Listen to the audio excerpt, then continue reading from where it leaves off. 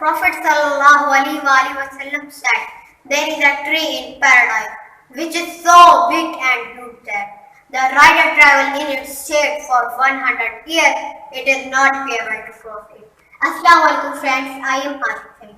Today I will tell you about plants. There are two types of plants, simple plant, higher plant. Simple plant have roots, do not have roots, stem, leaf, fruits and flower. But higher plant have roots, stem, leaf, fruits and flower. I have three examples of simple plant, algae, mosses and fern. Algae are very simple plant. They lack roots, stem, leaf.